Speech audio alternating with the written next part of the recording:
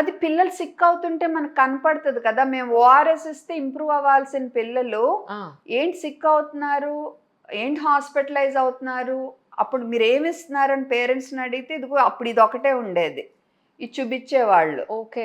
So దాని మీద అప్పుడు మీరు రీసెర్చ్ చేశారా?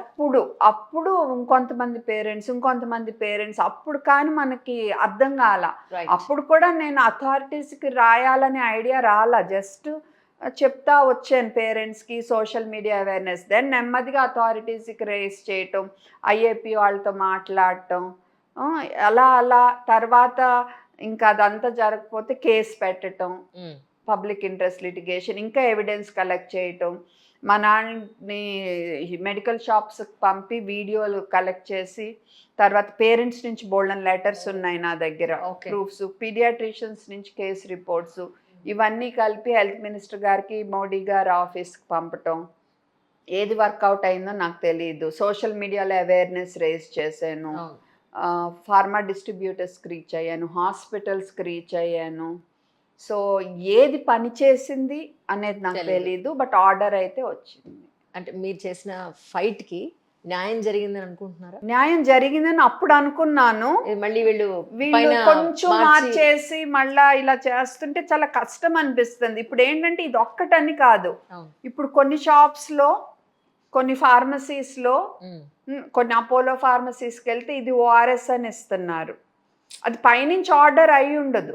సో ఆ ఫార్మసీ లోకల్గా దీనివల్ల మనకు లాభం ఎక్కువ వస్తుంది అనుకుని వాళ్ళు ఇస్తూ ఉండొచ్చు. ఓఆర్ఎస్ అని అడిగితే ఇది ఇస్తున్నారని నా నోటీస్కి వచ్చింది.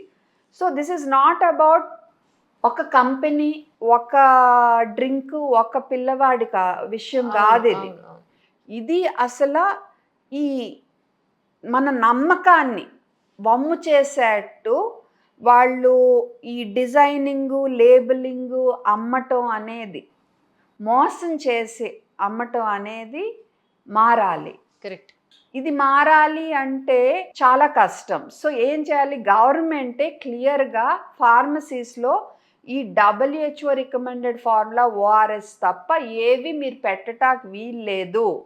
అండ్ మీ బ్రాండింగ్లో కూడా కొంచెం కూడా దానికి దరిదాపుల్లో ఉండేట్ ఏమీ ఉండకూడదు. అదైతే ఆర్డర్ ఉంది. అండ్ ఈ కంపెనీ వాళ్ళని ఇన్నేళ్ళు మీరు దీన్ని ఓఆర్ఎస్గా అమ్మారు, ఇది ఆల్మోస్ట్ సేమ్ లాగా ఉంది, మీరు టోటల్గా రీబ్రాండ్ చేయండి అని డెఫినెట్గా ఆర్డర్ ఇవ్వాలి. ఇప్పుడు మళ్ళీ మీ ఫైట్ మొదటికి వచ్చింది అనుకోవాలి. ఆల్మోస్ట్ కదండి, 90% మళ్ళీ వెనక్కి వచ్చింది. ఎందుకంటే 90 అనలేను, బట్ అట్లీస్ట్ హాఫ్ వెనక్కి వచ్చినట్టే. ఎందుకంటే ఇప్పుడు ఒక 5 ఏళ్ళు జనం మర్చిపోతారు, ఇంకో కొత్త కంపెనీ ఇంకో దేనితో వస్తారు, మనం ఎన్నిసార్లు ఇలా చూసుకుంటా ఉంటాము. సో గవర్నమెంట్ నుంచి ఒక ఆర్డర్ క్లియర్గా వచ్చేసేయాలి, మీరు మెడికల్ షాప్స్లో, హాస్పిటల్స్లో, స్కూల్స్లో WHO రికమెండెడ్ ఫార్ములా ఓఆర్ఎస్ తప్ప ఈ చెత్త చెదారం ఇలాంటివన్నీ పెట్టకూడదు, ఇలాంటివి పెట్టకూడదు, ఇలాంటివి కూడా పెట్టకూడదు అని క్లియర్గా ఆర్డర్ వచ్చేయాలి. కానీ సేవా రంగాల్లో, ఎడ్యుకేషన్ కానీ, పబ్లిక్ హెల్త్ కానీ, ఇలాంటి వాటిలో కమర్షియలైజ్డ్ అయిపోవడం వల్ల పబ్లిక్ చాలా సఫర్ అయిపోతారండి. అవుతున్నారు, ఎందుకు కావటం లేదు, అవుతున్నారు. ఇప్పుడు ప్రతి ప్రొఫెషన్లో చెడు మంచి ఉంటారు, మధ్యలో ఉండేవాళ్ళు ఎక్కువ మంది ఉంటారు.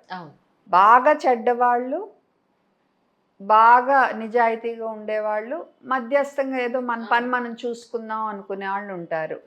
ఆ బాగా చెడ్డవాళ్ళ వల్ల మిగతా వాళ్ళ పేరంతా చెడగొడుతున్నారు. అబ్సల్యూట్లీ. అండ్ డాక్టర్స్లో కూడా ఉన్నారు అలా. లేకపోతే మీకే అర్థమవుతుంది కదా, లేకపోతే ఎంతో మంది ఇండియన్ అకాడమీ ఆఫ్ పీడియాట్రిషియన్లో seniors please listen to what she is saying, తను చెప్పేది విని, తను చెప్పేది కరెక్ట్, మీరు కంపెనీని సైడ్ చేయటం తప్పు అని చెప్తున్నా ఈ చిన్న గ్రూప్ మట్టుకు ఎంతసేపు శివరంజని పబ్లిసిటీ కోసం చేసింది, శివరంజనికి డబ్బులు వస్తాయి, ఈ మాటలు ఎందుకు, శివరంజని మీద ఫోకస్ ఎందుకు, చేయాల్సిన పని చెయ్యండి మీరు పిల్లల సేఫ్టీ కోసం. అబ్సల్యూట్లీ. అంటే మీ విజన్ ఏముందండి దీని మీద? యాక్చువల్లీ అదే గవర్నమెంట్ ఆర్డర్ ఏం రావాలంటే ఫార్మసీస్లో మెడిసిన్సే అమ్మబడాలి. FSSAI ద్వారా పర్మిషన్ తీసుకున్నవేవి అమ్మొద్దు మీరు. అటువంటి కంట్రోల్ వస్తేనే అట్లీస్ట్ ఇలాంటి మోసాలు, ఇది ఓఆర్ఎస్ అనే కాదు, ఎన్నో ఉంటాయి.